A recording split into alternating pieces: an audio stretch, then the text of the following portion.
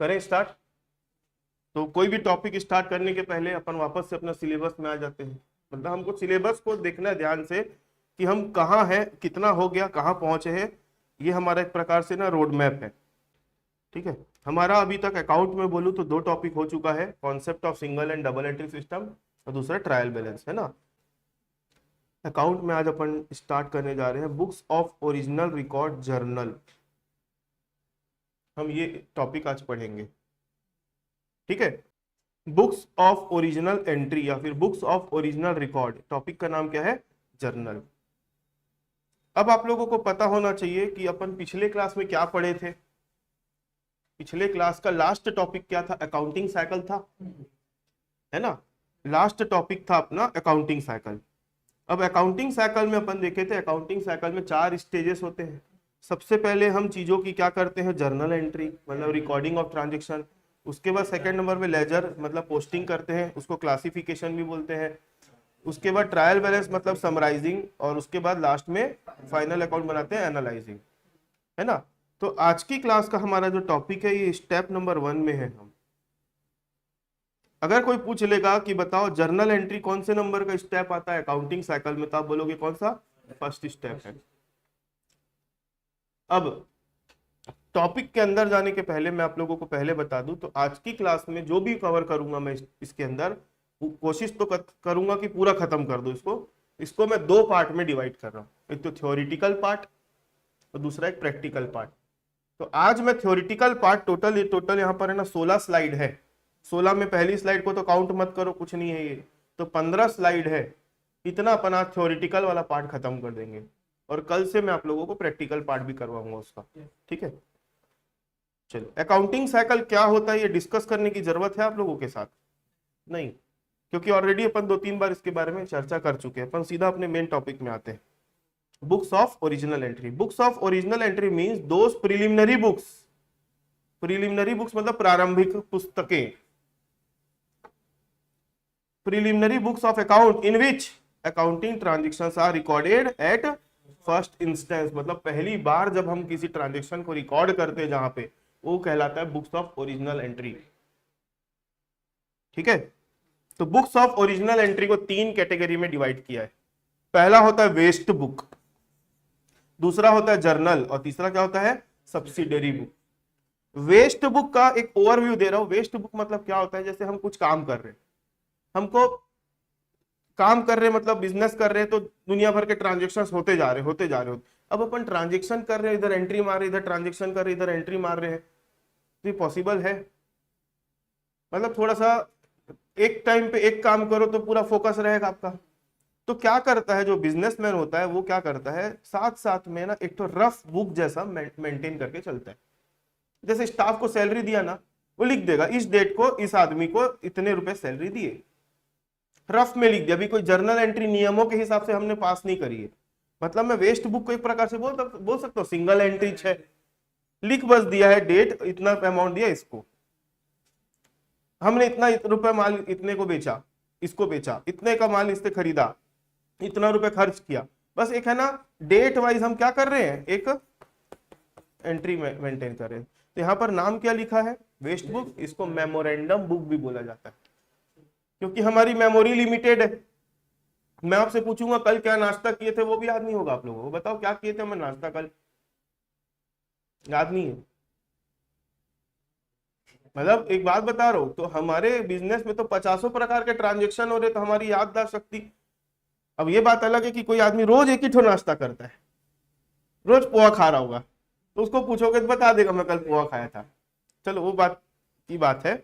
मेरा बोलने का मतलब है कि हमारी मेमोरी जो है लिमिटेड है, जिसके कारण हमको जो ट्रांजेक्शन हो रहे हैं भले प्रॉपरली हम रिकॉर्ड करते रहेंगे बाद में, या हमारा अकाउंटेंट आके रिकॉर्ड कर देगा, लेकिन इनिशियली हम उसको कहीं पे लिख के रख देते ताकि हम भूले मत।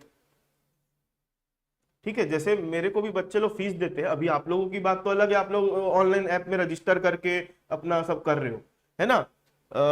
जब बात नॉर्मली मैं कॉलेज स्टूडेंट वाले लोगों की बात करूं, तो कॉलेज स्टूडेंट लोग जब मेरे को फीस देते हैं ना, तो कभी कभी कोई कैश दे देता है, आके कैश दे देता है। तो उस केस में मैं क्या करता हूं मालूम है, उसके पर्सनल मैसेज में मैं लिख के भेज देता हूँ रिसीव्ड रुपीज इतना, ऐसा करके याद रखने के लिए। फिर जब उसको मैं बाद में अपने मेन पुस्तक बोलता हूँ, मेन बुक्स ऑफ अकाउंट में जब एंट्री करूंगा तब उसको देख के मैं एंट्री कर देता हूँ। मतलब मैंने वहां पे किसी ना किसी तरीके से उसको रिकॉर्ड किया ताकि मेरे को याद रहे। ठीक है, तो ऐसी बुक को हम क्या बोलते हैं, वेस्ट बुक या मेमोरेंडम बुक। नाम वेस्ट है मतलब इसका इंपॉर्टेंस कम हो गया ऐसा नहीं है ना। उसके बाद हम कहाँ रिकॉर्ड करते हैं, अब रिकॉर्डिंग भाई यहां से स्टार्ट होती है, जर्नल, प्रॉपर जर्नल। ठीक है, उसके बाद बात करेंगे किसकी, सब्सिडरी बुक। ओवरव्यू मैं ऑलरेडी इन सबका पहले आप लोगों को कभी ना कभी दे चुका हूं। चलो सबसे पहले बात करेंगे waste book. Waste book, in this book all trading transactions are recorded immediately whenever they take place, which are later on recorded in journal or in subsidiary books। जैसे ही ट्रांजेक्शन होता है तुरंत उसको रिकॉर्ड कर दिया जाता है जिस बुक में, उस बुक को क्या बोलते हैं हम, वेस्ट बुक। और बाद में उस वेस्ट बुक के अंदर जो एंट्रियां रहती है उसको देख के फिर हम उसको कहां रिकॉर्ड करते हैं, जर्नल में करते हैं या फिर सब्सिडरी में करते हैं। ठीक है, it is also known as rough book और मेमोरेंडम बुक। वेस्ट बुक का और दो ठो नाम और है, एक रफ बुक भी बोल सकते हो, दूसरा memorandum book. It is not book, it is not necessary to maintain by all traders. अच्छा, क्या ये मेंटेन करना जरूरी है क्या, नहीं, जरूरी नहीं है। It is maintained only when the number of transactions are large enough. अगर ये तभी जरूरी पड़ जाता है जब आपके बिजनेस में ट्रांजेक्शन बहुत ज्यादा लार्ज वॉल्यूम में होते हैं तब। क्लियर है बात समझ में? वेस्ट बुक के ऑब्जेक्टिव्स क्या है, इंपॉर्टेंस क्या है, रूल्स क्या है। Object and importance, entries are made immediately in waste book so there is no need to remembering them. मतलब हमको ट्रांजेक्शन जो है उसको याद करने की जरूरत नहीं है, क्योंकि हम यहाँ पे एंट्री तुरंत उसमें कर देते हैं ताकि हमको भविष्य में जब याद करना रहे हम उसको खोल के देख लेंगे। It is helpful in making entries in journal और सब्सिडरी बुक। मतलब ये जर्नल एंट्री करते समय और सब्सिडरी बुक में एंट्री करते समय हमारे लिए सहायक होती है। Entries are made conveniently through this book. When these entries are recorded conveniently in journal then the journal remain neat and clear. मतलब आपने पूरा रफ वर्क इधर करके बैठ गए, अब जर्नल में जो करोगे वो फेयर ही करोगे ना। तो जर्नल में अगर आप डायरेक्ट एंट्री करोगे हो सकता है दुनिया भर की गलतियां कर जाओ। तो पहले आपने रफ बुक मेंटेन कर ली, रफ को देख के अब आप क्या कर रहे हो, फेयर कर रहे हो, तो इधर गलती होने का चांस कम है। समझ में आ गई बात, इधर गलती होने का चांस कम है। आगे, this book also help in satisfying the auditors. अब ऑडिटर लोगों को ये वाली जो बुक है ये उसको संतुष्ट करती है कि भाई वो ऑडिट कर रहा है, तो जर्नल एंट्री चेक करेगा, पूछेगा भाई जर्नल एंट्री कहां से किए वो बताओ। तो जर्नल एंट्री किया होगा तो कुछ वाउचर्स होंगे, कुछ बिल विल होंगे जिनको देख के जर्नल एंट्री किया होगा, और कुछ ऐसी एंट्रियां होंगी जिनके बिल या वाउचर नहीं होंगे। जैसे भाई आपके यहाँ पे मान लो चाय वाला बंधवा के रखे हो आप, चाय वाला आता है चाय देके चले जाता है, उसका बिल तो देता नहीं है, तो आपने अपने लिए एक मेमोरेंडम बुक बना के रखी, चाय वाले को इतना पैसा दिया इस तारीख को। तो वो जो वेस्ट बुक है ना, एक ऑडिटर को मदद करता है, हाँ भाई ये ट्रांजेक्शन इस बुक से उठाया गया है। ठीक है, यहां तक बात समझ में आई? हाँ, फोर्थ पॉइंट स्किप हो गया था, sorry. When the number of transactions are large then the immediate posting और recording in subsidiary book is difficult, so it seems necessary to maintain this book. जब ट्रांजेक्शन ज्यादा होते हैं तो इमीडिएटली जर्नल या सब्सिडरी बुक में transaction करना difficult होता है। ठीक है, यहाँ पे एक वर्ड काट दो, पोस्टिंग, एक वर्ड काटना है अपने को यहाँ पे, पोस्टिंग, इसको भी काट रहा हूं। रिकॉर्डिंग इन यहाँ पर एक वर्ड जोड़ रहा हूं, जर्नल, है ना।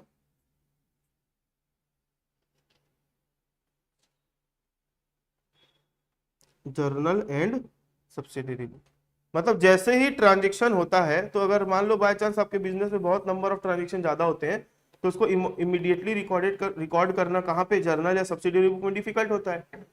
तो इसलिए यहाँ पर कौन सी बुक मेंटेन की जाती है, वेस्ट बुक। ठीक है, मेमोरेंडम बुक बोलना ज्यादा अच्छा है उसको। रूल्स फॉर मेकिंग एंट्री, क्या क्या रूल आप फॉलो करोगे, there are no specific rule, ऐसा कोई इसके लिए कोई रूल नहीं है। ठीक है, of making entries in waste book. इसको और क्या नाम से जाना जाता है? कच्ची बही, हिंदी में बोलते हैं।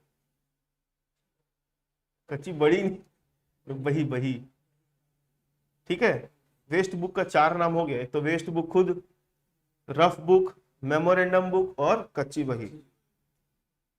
And it is beneficial and essential to write each transaction systematically and date wise. मतलब यहाँ पर एक रूल बता दिया कि आप ट्रांजेक्शन जो भी लिख रहे हो यहाँ पे वो सिस्टमेटिकली लिखो और डेट वाइज लिखो, ताकि एंट्री करोगे तो आपको सुविधा होगी। बाकी इसका कोई ऐसे कोई स्पेसिफिक रूल नहीं है। आगे बढ़े।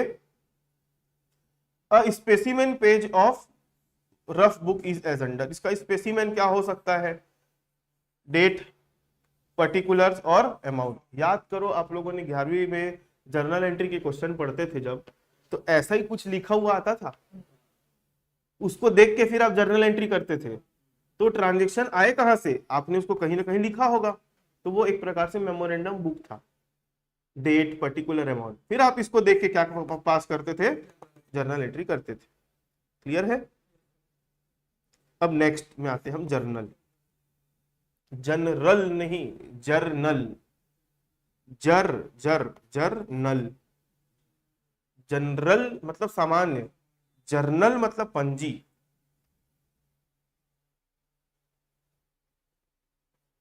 It is the fundamental books of accounting which is used necessarily by every business organization even if it is small or large। चाहे बिजनेस छोटा हो चाहे बड़ा हो, अगर वो अपनी अकाउंटिंग डबल एंट्री सिस्टम से कर रहा है तो वो जर्नल एंट्री पास करेगा ही करेगा, चाहे बिजनेस छोटा हो चाहे बड़ा हो। It can be said that it can be said as the foundation stone of accounting palace। Accounting palace मतलब आपका profit loss account, balance sheet को अकाउंटिंग का पैलेस बोल रहा है, तो उसका बैलेंस का जो बेस है, वो पैलेस का जो बेस है वो क्या है? Journal entry. क्योंकि वो बनेगी तभी जब आपकी जर्नल एंट्री हुई है। Meaning, the word journal is derived from the French word JOUR, jaw, means the diary, daily book और लॉग बुक। ये कहां से डिराइव हुआ है? फ्रेंच वर्ड, कहां से? जॉर से, जिसका मतलब क्या होता है? एक डायरी या डेली बुक या एक लॉग बुक। लॉग बुक समझते हो? नहीं समझते? अरे भाई आप लोग फोन लगाते हो किसी किसी को, तो लॉग मतलब आप जो भी कर रहे हो उसका रिकॉर्ड, उसको लॉग बोलते हैं। ये दिख रहा है किसका किसका फोन आया, किसका किसका फोन गया, ये रिकॉर्ड है, मोबाइल अपने आप कर देता है। तो हम जो भी कर रहे हैं ना, उसकी कहीं आप रिकॉर्डिंग कर रहे हो तो उसको लॉग बोला जाता है। लॉग वाला नहीं ना, लॉगरिथम वाला, मैथ्स में जो पढ़ते थे वो वाला लॉग नहीं है। आगे पढ़े। Journal is the original book of account, it is also known as नकल बही। उसको अपन क्या बोलते थे? कच्ची बही। इसको क्या बोलते हैं? नकल बही। In it each transaction is recorded date wise, serially and affecting to accounts according to certain principal. Journal entry में जो ट्रांजेक्शंस रिकॉर्ड किए जाते हैं वो कैसे रिकॉर्ड किए जाते हैं? Date wise, serially, numbering wise, और ये दो अकाउंट को इफेक्ट करता है कुछ प्रिंसिपल्स के आधार पे। जैसे कि अपन पिछली क्लास में पढ़े थे ना, अकाउंटिंग के रूल्स क्या थे? ट्रेडिशनल वाले में अगर बोलूं तो अकाउंट को 3 कैटेगरी में बांटा था, what comes, what goes, giver, receiver, profit loss वाला, डेबिट क्रेडिट करते थे। तो कोई भी एक ट्रांजेक्शन होता है दो साइड को इफेक्ट करता है उसके बेस पे। चलो तो अब अपन देखते हैं definition of journal in common parlance. Common parlance का मतलब होता है सामान्य भाषा। क्या बोल रही है डेफिनेशन, समझो। Journal is that book in which each financial transaction of a business is recorded on the basis of its nature, it is debited और credited serially and date wise. मतलब हर ट्रांजेक्शन को यहाँ पर रिकॉर्ड किया जाता है उसके नेचर के आधार पे, और कुछ ट्रांजेक्शन को डेबिट किया जाता है और उसी के साथ उतने ही अमाउंट को क्या किया जाता है? क्रेडिट किया जाता है, सीरियली किया जाता है और डेट वाइज। अब दो लोगों ने यहाँ पर डेफिनेशंस दे के रखी है, एलसी क्रॉपर ने और अकॉर्डिंग टू कार्टर ने। अब आप लोग डेफिनेशंस को क्या कर लेना, रीड कर लेना और इसके की पॉइंट्स निकाल लेना, ताकि आप लोग उसका कभी एमसीक्यू आ जाए तो उसका आंसर दे सको। ठीक है, आगे बढ़ते हैं। चलो, जर्नल की कैरेक्टरिस्टिक्स और इंपॉर्टेंस। कैरेक्टरिस्टिक्स ऑफ जर्नल क्या बोलता है? Characteristics of journal, all financial transactions are recorded in it, मतलब जर्नल में केवल आप फाइनेंशियल ट्रांजेक्शन को ही रिकॉर्ड कर सकते हो। जो नॉन फाइनेंशियल ट्रांजेक्शन है, नॉन फाइनेंशियल और फाइनेंशियल ट्रांजेक्शन से आप क्या समझते हो? फाइनेंशियल ट्रांजेक्शन्स मतलब ऐसे ट्रांजेक्शन्स जिसको हम मनी के फॉर्म में मेजर कर सकते हैं। ऐसे ट्रांजेक्शन जिसको आप मनी के फॉर्म में मेजर नहीं कर सकते, उसको जर्नल में रिकॉर्ड नहीं कर पाओगे आप। All transactions are divided into 2 part and then they are recorded. सारे ट्रांजेक्शंस को 2 पार्ट में डिवाइड किया जाता है। एक पार्ट किसमें जाएगा? डेबिट में, और दूसरा पार्ट किसमें जाएगा? क्रेडिट में। All transactions are written date wise and serially. It provides basis for ledger. Ledger बनाते हैं तो जर्नल के आधार पर ही पोस्टिंग होती है, तो लेजर को एक प्रकार का क्या प्रोवाइड करता है? ये बेस प्रोवाइड करता है। ठीक है। Importance of journal. Full detail of all transactions can be obtain from journal entries. Journal entry जब हम पास करते हैं, तभी आगे डिस्कस करेंगे जर्नल के फॉर्मेट के बारे में, तो वहां पर आप एक चीज को डेबिट करते हो, दूसरा चीज क्रेडिट करते हो, डेट डालते हो, सब चीज डालते हो, लास्ट में उसके नरेशन भी लिखते हो। याद है? नरेशन लिखते हो मतलब आप उस जर्नल एंट्री को देखोगे ना, तो आपको सिर्फ उस ट्रांजेक्शन से रिलेटेड पूरी इंफॉर्मेशन आपको मिल जाएगी। The work of posting can be done easily with the help of journal. Journal की सहायता से आप पोस्टिंग का काम आसानी से कर सकते हो। The effect of each transaction can be studied with the help of journal. Her transaction के इफेक्ट को आप आराम से, आसानी से क्या कर सकते हो? स्टडी कर सकते हो जर्नल की मदद से। In this all transactions are recorded date wise and subsequently, and sorry मैं गलत पढ़ लिया। In this all transactions are recorded date wise and sequentially. Sequentially मतलब सीरियली। डेट वाइज रिकॉर्ड किया जाता है और सीक्वेंस से रिकॉर्ड किया जाता है। सो दीज नहीं होगा, देयर होगा। So there is no fear of missing transaction. कोई ट्रांजेक्शन मिस होने का कोई खतरा या डर नहीं रहेगा। It does not require expertise and qualification for accounting transaction.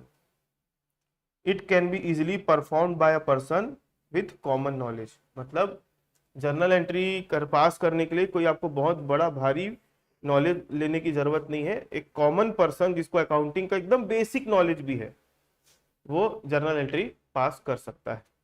Journal help in eradicating business disputes. Eradicating मतलब सेटलमेंट।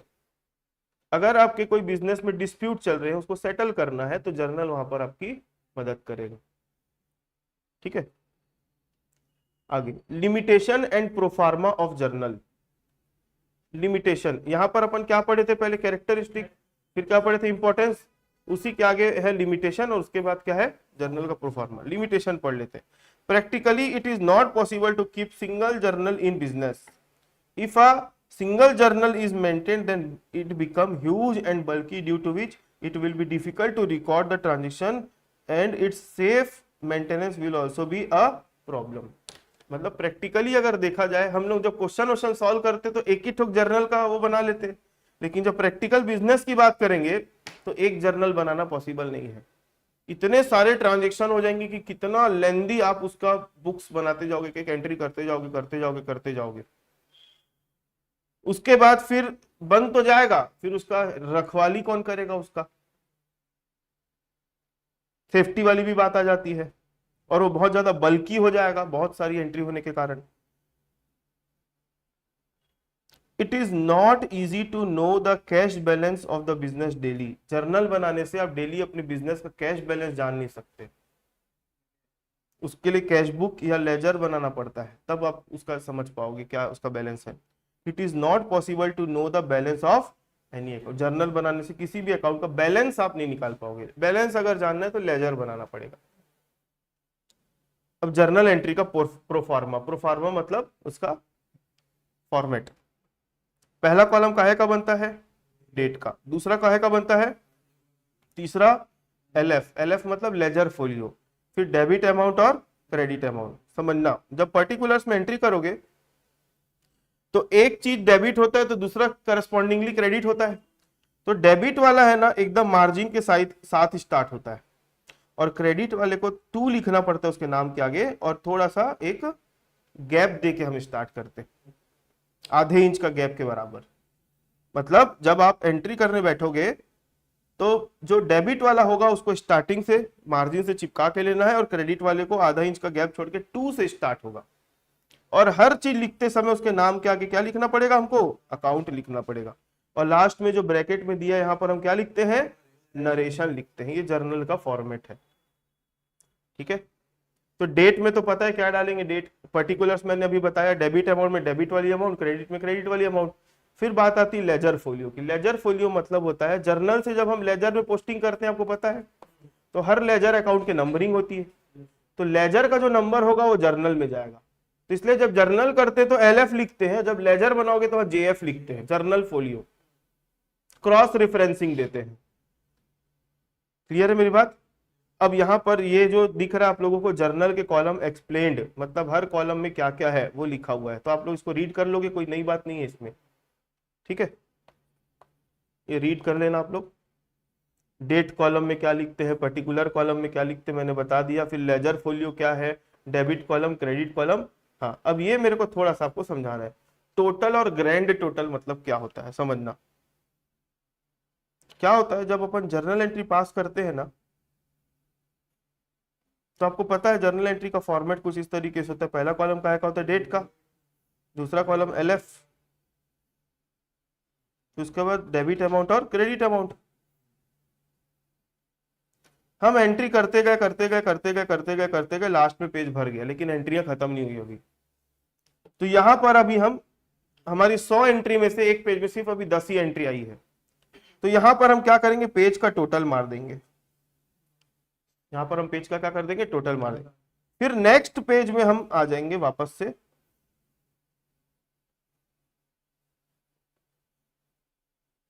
नेक्स्ट पेज में आ जाएंगे, ठीक है। तो यहां का जो टोटल था ना, इसको अपन टोटल बस बोलेंगे, क्या बोलेंगे, और बाजू में क्या लिखेंगे, कैरी फॉरवर्ड। मतलब ये जो टोटल है अगले पेज में हम इसको क्या कर दी, कैरी फॉरवर्ड कर दी। अब जब आप अगले पेज में एंट्री करना चालू करोगे तो यहां लिखोगे टोटल ब्रॉड फॉरवर्ड। अब कैरी फॉरवर्ड ब्रॉड फॉरवर्ड के बाद कैरी डाउन ब्रॉड डाउन भी लिख सकते हो, है ना। ये हो गया। अब फिर आप यहां से वापस डेट डाल के अपनी जो जर्नल है डेली की चालू कर सकते हो पेज भरने के बाद। फिर जब पूरी एंट्रियां कंप्लीट हो गई तो लास्ट में जब हम टोटल मारते हैं तो उसको बोलते हैं कौन सा टोटल, ग्रैंड टोटल। इसको कहीं पे फॉरवर्ड नहीं करते, समझ में आ रही बात। पेज खत्म होता है तो पेज का टोटल मारते तो उसको टोटल लगाते हैं, और उस टोटल को कैरी फॉरवर्ड करते हैं अगले पेज में, उसको ब्रॉड फॉरवर्ड बोलते हैं। और जब पूरी एंट्रियां हो जाती है लास्ट में अपन जब टोटल मारते हैं तो उसको क्या बोलते हैं, ग्रैंड टोटल, ठीक है। वही यहाँ पे बोलना चाह रहा है, टोटल और ग्रैंड टोटल से आप क्या समझते हो। क्लियर है, आगे बढ़े।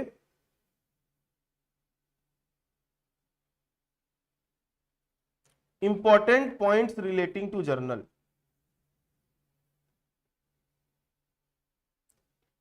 Important points relating to journal. The name of the person or institution should be shown as heading of the journal। मतलब जिसकी जर्नल आप एंट्री पास कर रहे हो तो वहां पे लिखते हैं ना इन द बुक्स ऑफ, तो जिसकी पुस्तकों में आप जर्नल एंट्री कर रहे हो तो ऊपर में बोल्ड में हेडिंग में अपने को लिखना पड़ेगा in the books of Ajay, in the books of Vijay, जिसके लिए भी आप एंट्री कर रहे हो वो। It is a tradition to begin narration with word being or for in the particular column of the journal which has no meaning in writing in journal. Currently, the practice of not using the word debit and to is also increasing. मतलब समझना ध्यान से, जब हम journal entry करते तो ये proforma था आपके सामने, तो जब हम यहां पर एंट्री करते हैं ना तो यहाँ पर ये जो डेबिट दिख रहा है ना, एक्चुअली इसको यहाँ होना था, प्रिंटिंग मिस्टेक है। ये डेबिट कहाँ होगा, यहाँ लिखते हैं, याद करो आप लोग। मतलब जो ट्रांजेक्शन डेबिट होता है तो उसकी एंट्री करते हो और यहाँ पे क्या लिखते हैं, डेबिट। और जो क्रेडिट होता है उसके नाम के आगे क्या लिखते हैं, टू। तो ये ट्रेडिशनल तरीका है। और जर्नल एंट्री जब करते तो नरेशन पास करते तो नरेशन में क्या लिखते हैं, बीइंग। ये ट्रेडिशनल तरीका है, लेकिन आजकल ऐसा बोल रहा है कि धीरे धीरे ये वाला ट्रेंड क्या हो रहा है, कम हो रहा है धीरे धीरे, ठीक, कम हो रहा है धीरे धीरे, वही बोल रहा है। बाकी नियम क्या बोलता है, मतलब जो शुरू से चलता आ रहा है वो लिखना रहता है। Page number of ledger is not recorded at the time of journal entry in the LF column of journal. Ledger का पेज नंबर नहीं लिखा जाता है, क्यों? क्योंकि लेजर अभी बना नहीं, तो पेज नंबर कैसे पता चलेगा आपको, है ना? तो इसलिए जब लेजर बनता है तब अपन वापस जाके जर्नल में फिर उसकी नंबरिंग डालते हैं। In this page number is shown eight the time of posting, posting के टाइम पे पेज नंबर वगैरह डालते हैं। In case of computerised accounting,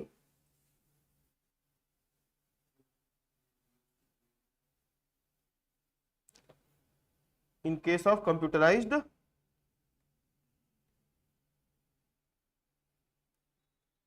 of computerized accounting, reference number is used in place of ledger folio।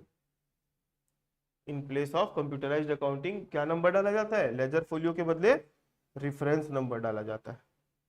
The amount in 4th and 5th column of journal should be measured in currency in respective of the country. जिस country में हो आप, उसकी currency में वहां पर 4th और 5th column नहीं है डेबिट और क्रेडिट का, वहां पे रुपया है तो रुपया, डॉलर है तो डॉलर, वैसे एंट्री की जाती है। In absence of measurement of money the figure mentioned are useless. अगर मनी का एब्सेंस मतलब आप कोई ट्रांजेक्शन को मनी के फॉर्म में नहीं तौल पा रहे हो, तो फिर वो ट्रांजेक्शन को हम जर्नल में रिकॉर्ड कर ही नहीं सकते, वो ट्रांजेक्शन क्या है? यूजलेस है। How to make journal entry, ये उतना ज्यादा इंपॉर्टेंट नहीं है। रूल्स ऑफ डेबिट क्रेडिट अगर आप देखोगे तो अपन ऑलरेडी डिस्कस कर चुके हैं। ट्रेडिशनल अप्रोच क्या बोलता था, याद है? Personal account, real account, nominal account, what comes in, what goes out, receiver, giver, all expense and losses, all income और गेन, पता है आप लोगों को? मॉडर्न अप्रोच क्या बोलता है पता है? एसेट बढ़ेगा तो डेबिट, कम होगा तो क्रेडिट, ये भी अपन ने कल डिस्कस कर लिया था, ठीक। Rules regarding special transactions and account, rules regarding special transaction and account. Personal account, the word account is not used with the name of a particular person in journal like Harish account, or only Harish should be used instead of Harish।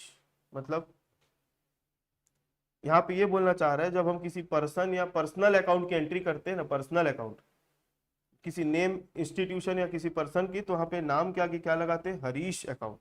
मतलब account of Harish, Harish का खाता, ना कि हरीश खाता।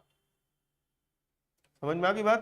तो यहाँ पे हरीश, अब हरीश के आगे एच लग रहा है तो प्रोनाउंस नहीं कर पा रहा हूं मैं, एपोस्ट्रोफी एस लग रहा है यहाँ पे, तो ये याद रखना, पर्सनल अकाउंट के केस में नाम के आगे क्या लगता है?